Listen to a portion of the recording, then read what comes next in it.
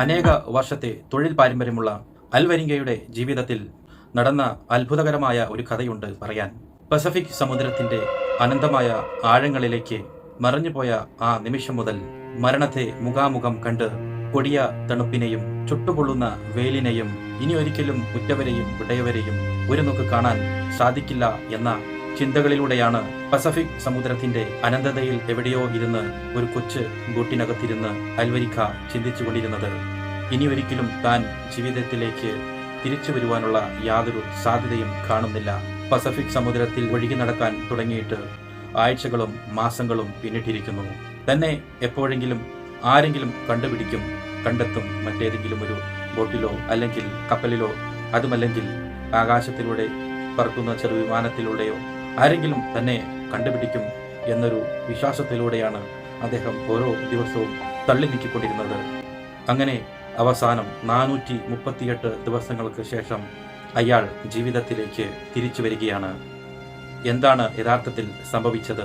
എങ്ങനെയാണ് അദ്ദേഹം ഇത്രയും ദിവസത്തോളം ജീവൻ നിലനിർത്തി പോന്നിരുന്നത്? എങ്ങനെയാണ് അവസാനം അദ്ദേഹം രക്ഷപ്പെട്ടത്? എന്ന് തുടങ്ങിയ കാര്യങ്ങളൊക്കെയാണ് ഇന്നത്തെ വീഡിയോയിലൂടെ പങ്കുവയ്ക്കാൻ ആഗ്രഹിക്കുന്നത്. അതെ, അൽവരിക്കയുടെ അത്ഭുതകരമായ രക്ഷപ്പെടലിന്റെ കഥ.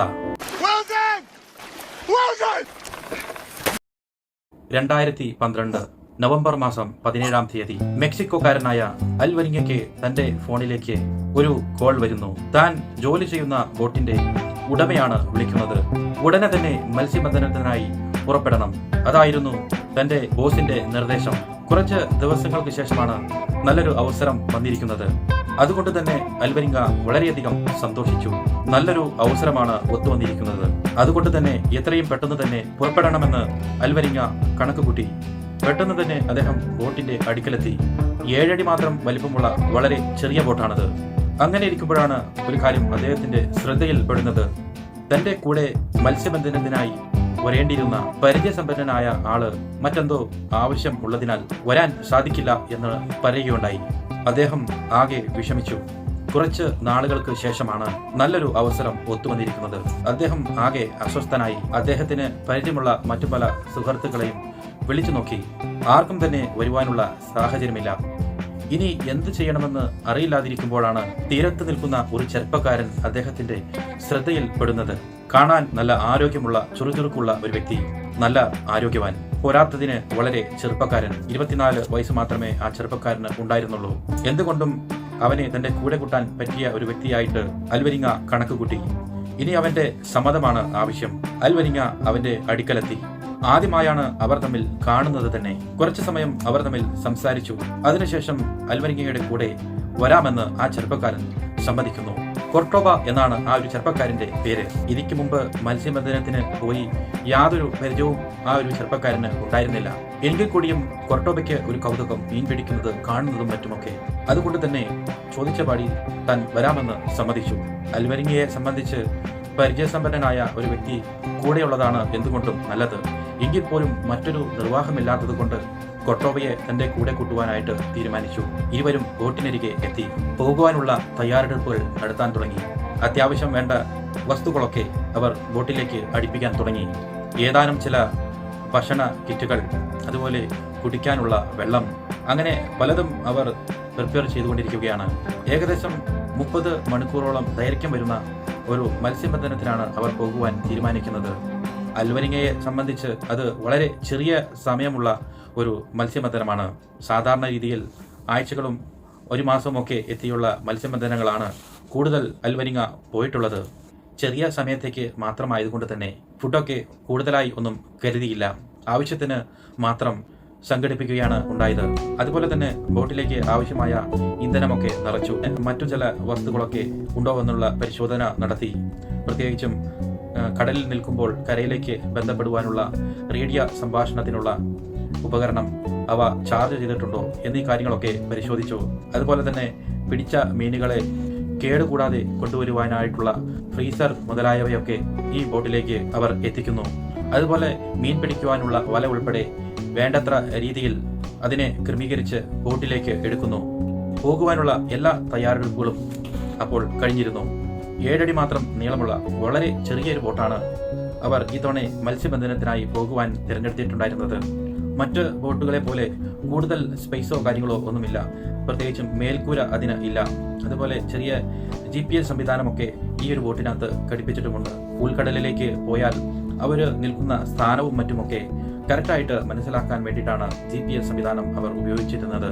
അങ്ങനെ അവർ കോസ്റ്റ് അസൽ എന്നു പേരുള്ള ഒരു സ്ഥലത്ത് നിന്ന് മീൻ പിടിക്കാനുള്ള യാത്ര ആരംഭിക്കുന്നു.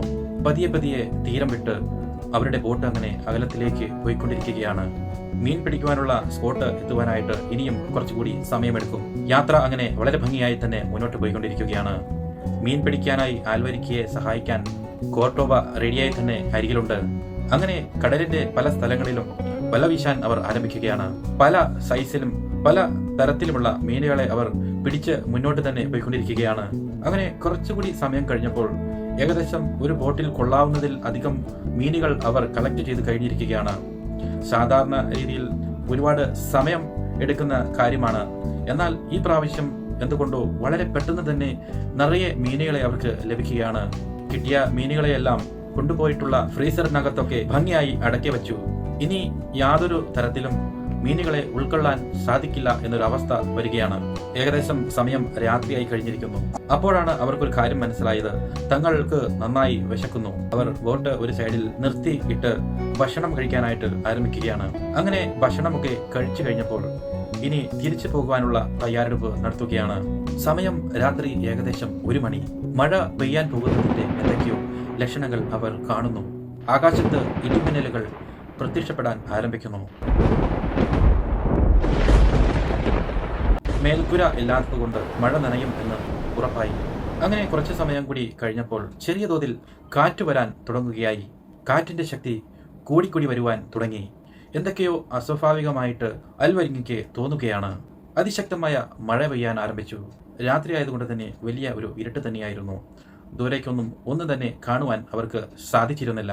കാറ്റിന്റെ ശക്തി വീണ്ടും വീണ്ടും കൂടുവാനായിട്ട് ആരംഭിച്ചു. കാര്യങ്ങൾ കൈവിട്ടു പോകുമോ എന്നുവരെ അവർ ചിന്തിക്കാൻ തുടങ്ങി. ഇത്രയും കാലത്തെ അനുഭവ സമ്പത്തിനിടയിൽ ഇതുപോലൊരു അവസ്ഥ ഇതുവരെ അൽവരിങ്ങയ്ക്ക് നേരിടേണ്ടി വന്നിട്ടില്ല. പലപ്പോഴും കാറ്റും മഴയുമൊക്കെ ഉണ്ടായിട്ടുണ്ടെങ്കിൽ കൂടിയും ഇത് വളരെ ശക്തമായ മഴയും കാറ്റും തന്നെയാണ്. അതിഭീകരമായ ഒരവസ്ഥ തന്നെ. പതിയെ പതിയെ കാറ്റിന്റെ ശക്തി വർദ്ധിച്ച് ഒരു കൊടുങ്കാറ്റായി മാറി. കാറ്റിന്റെ ശക്തി കൊണ്ട് ബോട്ട് ആടി ഉലയാൻ തുടങ്ങി. കോർട്ടോബയാണെങ്കിൽ വളരെ പേടിച്ച് ബോട്ടിന്റെ സ്റ്റാൻഡിൽ വളരെ ശക്തിയായി തന്നെ പിടിച്ചുകൊണ്ടിരുന്നു. അപ്പോഴാണ് അൽവരിങ്ങയ്ക്ക് ഒരു കാര്യം മനസ്സിലായത്. വലിയൊരു അപകടത്തിലൂടെയാണ് തങ്ങൾ പോയിക്കൊണ്ടിരിക്കുന്നത്. എത്രയും പെട്ടെന്ന് തന്നെ ബോട്ടിൽ തങ്ങൾ പിടിച്ചു വെച്ചിട്ടുള്ള മീനുകളെയെല്ലാം വെളിയിൽ കളയണം. കടലിൽ തന്നെ കളഞ്ഞേ മതിയാവൂ, അല്ലെങ്കിൽ ബോട്ട് മറിയുവാനുള്ള സാധ്യതയുണ്ട്. വളരെയധികം കഷ്ടപ്പെട്ട് പിടിച്ച മീനുകളെ എല്ലാം പൂർണ്ണമായും തന്നെ കടലിലേക്ക് അവർ വലിച്ചെറിയുന്നു. വീണ്ടും ഭാരം കുറയ്ക്കുവാനായിട്ട് മീൻ പിടിക്കാനായിട്ട് ഉപയോഗിച്ച വല, അതുപോലെ അത്യാവശ്യ ഘട്ടങ്ങളിൽ ബോട്ട് തുഴയാനുള്ള പങ്ക, ഇവയൊക്കെ അവർ കടലിലേക്ക് എറിയുകയാണ്. ബോട്ടിന്റെ ഭാരം എത്രത്തോളം കുറയ്ക്കാവുന്നോ അത്രത്തോളം കുറയ്ക്കാനാണ് അൽവരിങ്ങ ശ്രമിച്ചത്. വളരെ ഭയാനകമായ അവസ്ഥയിലൂടെ അങ്ങനെ അവർ കടന്നുപോയിക്കൊണ്ടിരിക്കുകയാണ്. അങ്ങനെ ഒരു 5-6 മണിക്കൂറായപ്പോഴേക്കും കാറ്റിന്റെ ശക്തി പയ്യെ പയ്യെ കുറയുവാൻ തുടങ്ങി. ഏകദേശം രാവിലെ 7 മണിയോട് കൂടി എല്ലാം പഴയ അവസ്ഥയിലേക്ക് തന്നെ വന്നു. കൊടും കാറ്റ് മൂലം ബോട്ടിന്റെ ദിശ മാറി എവിടെയോ അവർ ചെന്നുപെട്ടു.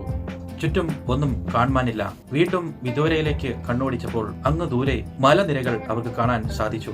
ഏകദേശം ഒരു 20 കിലോമീറ്റർ അകലത്തായി. തങ്ങൾ അധികം ഉൾക്കടലിലേക്ക് പോയിട്ടില്ല എന്നുള്ളൊരു കാര്യം അൽവരിങ്ങയ്ക്ക് മനസ്സിലാവുകയാണ്. അവർ കണ്ട തീരത്തെ ലക്ഷ്യമാക്കി പുറപ്പെടുവാനായിട്ട് തീരുമാനിക്കുകയാണ്. അങ്ങനെ ബോട്ടിന്റെ മോട്ടോർ ഓണാക്കുവാൻ ശ്രമിക്കുന്ന സമയത്ത് മോട്ടോർ എന്ത് ചെയ്താലും സ്റ്റാർട്ട് ആവുന്നില്ല. അതെ, മോട്ടോർ കംപ്ലൈന്റ് ആയിരിക്കുകയാണ്. ഇനി എന്ത് ചെയ്യണമെന്ന് അറിയാതെ അൽവരിങ്ങ വളരെയധികം ഭയപ്പെട്ടു. മോട്ടോറൊക്കെ പ്രവർത്തിക്കാതിരിക്കുമ്പോൾ അത്യാവശ്യത്തിന് തുഴയാനുള്ള പങ്കയാണെങ്കിൽ ബോട്ടിന്റെ ഭാരം കുറയ്ക്കുവാനായിട്ട് വെളിയിൽ എറിഞ്ഞു കളഞ്ഞിരുന്നു. അതുകൊണ്ട് ഇനി അതിന് ഒരു സാധ്യതയുമില്ല. എന്നാൽ അവരുടെ കയ്യിലിരിക്കുന്ന റേഡിയോ സംവിധാനം വഴി കരയിലേക്ക് ബന്ധപ്പെടുവാൻ അവർ ശ്രമിക്കുന്നുണ്ട്. പല ശ്രമങ്ങളൊക്കെ നടത്തിയിട്ടും അതിനും സാധിക്കാതെ വരികയാണ്. അങ്ങനെ ഒരുപാട് സമയത്തിന് ശേഷം റേഡിയോ വഴി കരയിലേക്ക് തന്റെ മുതലാളിയെ ബന്ധപ്പെടുവാനായിട്ട് അൽവരിങ്ങയ്ക്ക് സാധിക്കുകയാണ്. തങ്ങൾ വലിയൊരു ആപത്തിൽ പെട്ടിരിക്കുകയാണ്, എത്രയും പെട്ടെന്ന് തങ്ങളെ രക്ഷപ്പെടുത്തണം എന്നായിരുന്നു അൽവരിങ്ങ ആ സമയത്ത് തന്റെ മുതലാളിയോട് പറഞ്ഞത്. അപ്പോൾ ബോസ് ഒരു കാര്യമാണ് അവരോട് പറഞ്ഞത്. നിങ്ങളുടെ ബോട്ടിൽ ഘടിപ്പിച്ചിരിക്കുന്ന GPS സംവിധാനം ഉപയോഗിച്ച് നിങ്ങൾ നിൽക്കുന്ന ദിശ, നിങ്ങൾ നിൽക്കുന്ന സ്ഥാനം കറക്റ്റായിട്ട് പറഞ്ഞു തരുവാൻ ബോസ് അൽവരിങ്ങയോട് ആവശ്യപ്പെടുകയാണ്. അപ്പോഴാണ് മറ്റൊരു കാര്യം മനസ്സിലാവുന്നത്. GPS പ്രവർത്തനരഹിതമായിരിക്കുകയാണ്. ശക്തമായ മഴയിൽ വെള്ളം കയറി GPS-ന് കംപ്ലൈന്റ് സംഭവിച്ചിരിക്കുകയാണ്. സാരമില്ല, നിങ്ങൾ ഒന്നുകൊണ്ടും പേടിക്കേണ്ട, നിങ്ങൾ എത്രയും പെട്ടെന്ന് നിങ്ങളെ രക്ഷപ്പെടുത്താനായിട്ട് പുറപ്പെടും, നിങ്ങൾ സമാധാനമായി തന്നെ ഇരിക്കൂ എന്ന ഒരു കാര്യമാണ് അപ്പോൾ മുതലാളി അൽവരിങ്ങയോട് പറഞ്ഞത്. അങ്ങനെ ബോട്ടിന്റെ ഉടമ അവരെ അന്വേഷിച്ച് കടലിന്റെ പല ഭാഗങ്ങളിലും അന്വേഷിക്കുകയുണ്ടായി. തന്റെ ബോസ് വരുന്നതും കാത്ത് അൽവരിങ്ങയും കൊർട്ടോവയും അങ്ങനെ കാത്തിരിപ്പ് ആരംഭിച്ചു. സമയങ്ങൾ അങ്ങനെ കുറെ കടന്നുപോയി. എത്രയൊക്കെ കാത്തിരുന്നിട്ടും തന്റെ ബോസ് തന്നെ തേടി വരുന്നില്ല. മണിക്കൂറുകൾ പിന്നിട്ടു, ദിവസങ്ങളും പിന്നിട്ടുകൊണ്ടിരിക്കുകയാണ്. അവരുടെ കയ്യിലുള്ള ഫുഡുകളൊക്കെ ഇനി അവശേഷിക്കുന്നില്ല. ആ ഒരു അവസ്ഥയിലേക്ക് തന്നെ എത്തിയിരിക്കുകയാണ്. ഇനി എന്ത് ചെയ്യും? ആകെ അവർ ഭയന്നുപോയി. എത്രയൊക്കെ കാത്തിരുന്നിട്ടും തങ്ങളുടെ ബോസിനെയും അവർക്ക് കാണാൻ സാധിക്കുന്നില്ല. അങ്ങ് ദൂരെ അവർ കണ്ട മലനിരയിലേക്ക് കൈകൊണ്ടൊക്കെ തുഴഞ്ഞ് ആ ഒരു ഭാഗത്തേക്ക് പോകുവാനുള്ള ചെറിയ ശ്രമങ്ങളൊക്കെ അവർ നടത്തുന്നുണ്ട്. അങ്ങനെ ഇരിക്കുമ്പോഴാണ് വീണ്ടും വലിയൊരു മഴയ്ക്കുള്ളൊരു സാധ്യത മുന്നിൽ വരുന്നത്. വളരെ വലിയ ശക്തിയോടുകൂടിയ കാറ്റും മഴയും വീണ്ടും അവർക്ക് വില്ലനായി വരികയാണ്. നിർത്താതെ പെയ്യുന്ന മഴ, അതും വളരെ ശക്തമായ മഴ തന്നെ. ബോട്ടിന്റെ സ്ഥാനം മാറാൻ തുടങ്ങി. ബോട്ട് വളരെ വേഗത്തിൽ തന്നെ എങ്ങോട്ടോ കുതിച്ച് മാറിക്കൊണ്ടിരിക്കുകയാണ്. സാവധാനം ബോട്ട് ഉൾക്കടലിലേക്ക് തന്നെ പോകുവാൻ തുടങ്ങി. ബോട്ടിന്റെ ഗതി, ദിശ തിരിക്കാനൊക്കെ അവർ ശ്രമിക്കുന്നുണ്ടെങ്കിൽ പോലും ഒന്നും നടക്കുന്നില്ല. ശക്തമായ കാറ്റിലും മഴയിലും ഒന്നും തന്നെ അവർക്ക് ദൂരത്ത് ആയി ഒന്നും കാണുവാനില്ല. ഏത് ഭാഗത്തേക്കാണ് ബോട്ട് പോയിക്കൊണ്ടിരിക്കുന്നത്, ഏത് ഭാഗത്തേക്ക് എത്തിയാലാണ് തങ്ങൾക്ക് രക്ഷപ്പെടാൻ സാധിക്കുക, യാതൊന്നും അവർക്ക് മനസ്സിലാകുന്നില്ല. നിർത്താതെ പെയ്യാൻ തുടങ്ങിയ മഴ തുടങ്ങിയിട്ട് 2 ദിവസം പിന്നിട്ട് കഴിഞ്ഞിരിക്കുകയാണ്. അങ്ങനെ ഏകദേശം 5 ദിവസം പിന്നിട്ട് കഴിഞ്ഞപ്പോൾ മഴ പയ്യെ കുറയുവാൻ തുടങ്ങി. ഈ 5 ദിവസം ബോട്ട് സഞ്ചരിച്ച് എത്തി നിൽക്കുന്നത് ഒരു ഉൾക്കടലിലാണ്. തങ്ങളെ തേടി തങ്ങളുടെ ഉടമസ്ഥൻ ഉടനെ തന്നെ വരുമെന്നുള്ള പ്രതീക്ഷ അപ്പോഴും അവർ കൈവിട്ടിട്ടുണ്ടായിരുന്നില്ല. ഭക്ഷണമൊക്കെ തീർന്നു, വെള്ളവും തീർന്നു. അത്യാവശ്യം മഴവെള്ളമൊക്കെ അവർ സംഭരിച്ചു വെച്ചത്. അങ്ങനെയാണ് കുറച്ച് ദിവസങ്ങൾ അവർ പിടിച്ചു നിന്നത്. ഇനി എന്തെങ്കിലും കഴിക്കാണ്ട് മുന്നോട്ട് ജീവൻ നിലനിർത്താൻ സാധിക്കില്ല എന്നൊരു അവസ്ഥയിലേക്ക് വരികയാണ്. കഴിക്കണം, എന്തെങ്കിലും കഴിക്കാൻ കണ്ടെത്തിയേ മതിയാവൂ. അവർ പയ്യെ പയ്യെ മീനുകളെ പിടിക്കുവാനായിട്ട് തുടങ്ങി. കൈകൊണ്ട് പിടിക്കാൻ പല ശ്രമങ്ങളൊക്കെ നടത്തി. പല സമയങ്ങളിലും അവർക്ക് അങ്ങനെ മീനുകളെയും കിട്ടിയിട്ടുണ്ടായിരുന്നു. വീണ്ടും ദിവസങ്ങൾ അങ്ങനെ മുന്നോട്ട് കടന്നുപോയിക്കൊണ്ടിരിക്കുന്നു. അവരുടെ പ്രതീക്ഷകൾ പയ്യെ പയ്യെ കുറഞ്ഞു വരുവാൻ തുടങ്ങി. തങ്ങളുടെ ബോസ് തങ്ങളെ കണ്ടുപിടിക്കാൻ സാധിക്കില്ല എന്നുള്ളൊരു രീതിയിലേക്ക് അവർ ചിന്തിക്കുവാനായിട്ട് തുടങ്ങി. ഇനി ജീവിതത്തിലേക്ക് തിരിച്ചു വരുവാൻ സാധിക്കില്ല എന്ന രീതിയിലൊക്കെ അവർ ചിന്തിക്കുവാൻ തുടങ്ങി.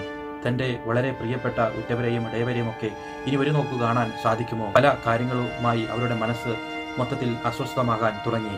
ചുട്ടുപൊള്ളുന്ന ചൂടും കൊടും തണുപ്പിലുമാണ് അവർ നിൽക്കുന്നത്. എന്ത് ചെയ്യണമെന്നറിയാതെ വളരെ പ്രതിസന്ധിയിലായിരിക്കുകയാണ്. അൽവരിങ്ങ കൊർട്ടോവയെ പലതും പറഞ്ഞ് സമാധാനിപ്പിക്കാൻ ശ്രമിക്കുന്നുണ്ട്.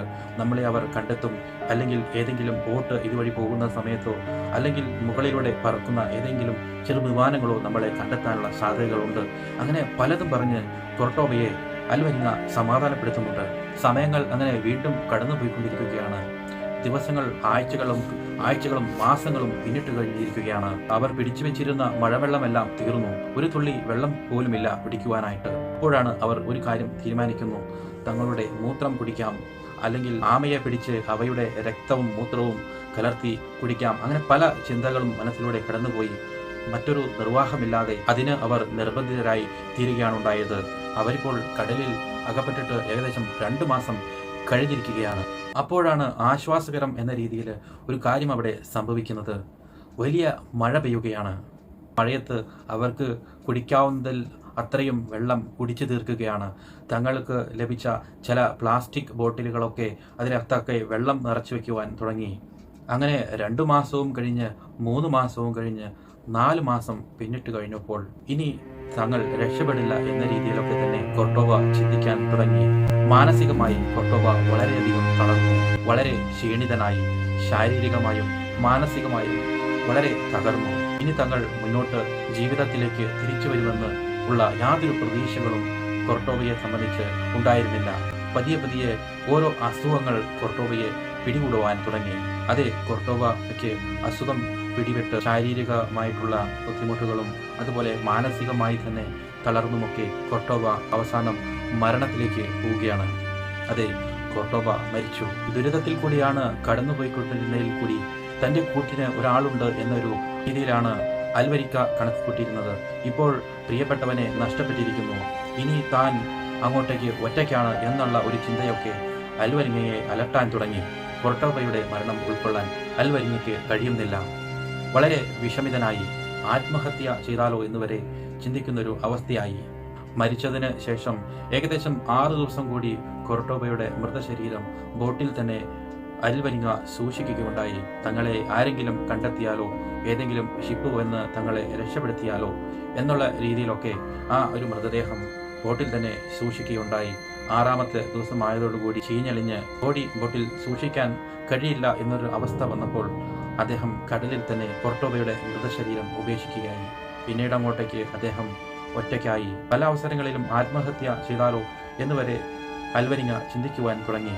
പക്ഷേ ആത്മവിശ്വാസം വീണ്ടെടുത്ത് തന്നെ ആരെങ്കിലും രക്ഷപ്പെടുത്തും എന്നുള്ള ഒരു ആത്മവിശ്വാസം വീണ്ടെടുത്ത് അദ്ദേഹം മുന്നോട്ട് പോകുവാൻ തന്നെ ആരംഭിച്ചു. അങ്ങനെ കുറേ ദിവസം കൂടി മുന്നോട്ട് പോയപ്പോഴാണ് ഒരു ആശ്വാസകരം എന്ന രീതിയിൽ അങ്ങ് ദൂരെ ഒരു കപ്പൽ അദ്ദേഹത്തിന് കാണാൻ സാധിക്കുന്നു. അദ്ദേഹം വളരെ ഉച്ചത്തിൽ കൈയൊക്കെ ഉയർത്തിക്കൊണ്ട് ആ കപ്പലിലുള്ള ആരെങ്കിലും തന്നെ കാണുവോ, തന്നെ രക്ഷപ്പെടുത്താൻ വരുമെന്ന രീതിയിലൊക്കെ കൈകളൊക്കെ ഉയർത്തി ഉച്ചത്തിൽ അൽവരിങ്ങ വിളിക്കുന്നുണ്ട്. കപ്പലിരിക്കുന്ന വ്യക്തിക്ക് അൽവരിങ്ങയെ കണ്ടെത്തുക എന്നുള്ളത് വളരെ പ്രയാസകരമായ കാര്യമാണ്. അങ്ങനെ കുറച്ച് സമയം കഴിഞ്ഞപ്പോൾ തന്റെ കൺവട്ടത്തിൽ നിന്നും പയ്യെ ആ ഷിപ്പ് മറ്റൊരിടത്തേക്ക് മറഞ്ഞു പോവുകയാണ്. അങ്ങനെ ഏക ഉണ്ടായിരുന്ന ആ പ്രതീക്ഷയും അസ്തമിച്ചു. അങ്ങനെ വീണ്ടും മുന്നോട്ട് തന്നെ പോയിക്കൊണ്ടിരിക്കുകയാണ്. ആമയുടെ രക്തവും തന്റെ മൂത്രവും അതുപോലെ തന്നെ ഇടയ്ക്ക് പിടിക്കുന്ന മത്സ്യവും പച്ച മത്സ്യവും ഒക്കെ കഴിച്ച് അങ്ങനെ മുന്നോട്ട് പോയിക്കൊണ്ടിരിക്കുകയാണ്. കാറ്റിന്റെ ദിശക്കനുസരിച്ച് ബോട്ട് അങ്ങനെ നീങ്ങിക്കൊണ്ടിരിക്കുകയാണ്. അങ്ങനെ ഇരിക്കുമ്പോഴാണ് രാത്രിയിൽ വിദൂരതയിൽ എന്തോ കാണുന്നത് പോലെ അൽവരിങ്ങയ്ക്ക് തോന്നുകയാണ്. അങ്ങനെ നേരം വെളുത്തപ്പോൾ അൽവരിങ്ങ അക്ഷരാർത്ഥത്തിൽ ഞെട്ടിപ്പോയി. അങ്ങ് ദൂരത്ത് കൂട്ടം കൂടി നിൽക്കുന്ന തെങ്ങുകൾ. അതെ, അൽവരിങ്ങ അങ്ങനെ അവസാനം ഒരു ദ്വീപിന്റെ അടുക്കെ എത്തിയിരിക്കുകയാണ്. ഏകദേശം 11,000 കിലോമീറ്റർ സഞ്ചരിച്ച് 438 ദിവസങ്ങൾ കൊണ്ട് അൽവരിങ്ങ ഒരു ദ്വീപിലേക്ക് എത്തിച്ചേർന്നു. യബോൺ ഐക്കോൺ എന്നു പേരുള്ള ഒരു ദ്വീപിലേക്കാണ് അവസാനം അൽവരിങ്ങ എത്തിച്ചേരുന്നത്. താടിയും മുടിയുമൊക്കെ വളർത്തി വലിയ പ്രാകൃതനായിട്ടാണ് ആ ദ്വീപിലേക്ക് അദ്ദേഹം എത്തിച്ചേരുന്നത്. ആ ഒരു ദ്വീപിനകത്ത് ആൾതാമസമുണ്ടോ യാതൊന്നും അദ്ദേഹത്തിന് അറിയില്ല. അദ്ദേഹം ദ്വീപിൽ കാലുകുത്തിയ ശേഷം ഓടി നടന്നും മറ്റുമൊക്കെ വളരെ ആഹ്ലാദിക്കുന്നുണ്ടായിരുന്നു. ഇത്രയും ദിവസങ്ങൾക്ക് ശേഷം ദ്വീപിൽ എത്തിയതിന്റെ സന്തോഷം അദ്ദേഹത്തിന് പറഞ്ഞറിയിക്കാൻ പറ്റാത്തതായിരുന്നു. ദ്വീപിലെത്തിയ അദ്ദേഹം ഒരു വീട് കണ്ടുപിടിക്കുന്നു.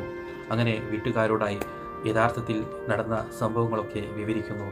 അങ്ങനെ പോലീസുകാരും വരുന്നു. പോലീസിനോടുമായും തന്റെ ജീവിതത്തിൽ നടന്ന അനുഭവങ്ങളൊക്കെ വിവരിക്കുന്നു. അങ്ങനെ നടത്തിയ അന്വേഷണത്തിലാണ് 2012 നവംബർ മാസം 17-ാം തീയതി മെക്സിക്കോയിൽ നിന്നും കാണാതായ അൽവരിങ്ങ എന്ന മത്സ്യത്തൊഴിലാളി 438 ദിവസങ്ങൾക്ക് ശേഷം തങ്ങളുടെ മുന്നിൽ നിൽക്കുന്നു എന്ന് പോലീസുകാർക്ക് മനസ്സിലാവുകയാണ്. പിന്നീട് ചില വിവാദങ്ങളൊക്കെ മുന്നോട്ട് കടന്നു വന്നിട്ടുണ്ടായിരുന്നു. കൊർട്ടോവയെ അൽവരിങ്ങ കൊന്ന് തിന്നു കാണുമായിരിക്കും എന്നൊക്കെ. പക്ഷേ അതിന് തെളിവുകളൊന്നും കൊർട്ടോവയുടെ കുടുംബക്കാർക്ക് ഹാജരാക്കാൻ കോടതിയിൽ സാധിച്ചില്ല. അതുകൊണ്ട് തന്നെ അങ്ങനെയുള്ള വിവാദത്തിൽ നിന്നുമൊക്കെ അൽവരിങ്ങ പിന്നീട് കുറ്റവിമുക്തനാവുകയാണ്. അപ്പോൾ വീഡിയോ ഇവിടെ അവസാനിക്കുകയാണ്. ഇന്നത്തെ വീഡിയോ നിങ്ങൾക്ക് ഇഷ്ടമായാൽ ലൈക്ക് ചെയ്യുക, കമൻറ്റ് ചെയ്യുക. ഈ ചാനൽ ഇതുവരെ സബ്സ്ക്രൈബ് ചെയ്യാത്തവരാണെങ്കിൽ ഒന്ന് സബ്സ്ക്രൈബ് കൂടി ചെയ്യുക. പുതിയൊരു വീഡിയോയുമായി വീണ്ടും കാണാം. താങ്ക്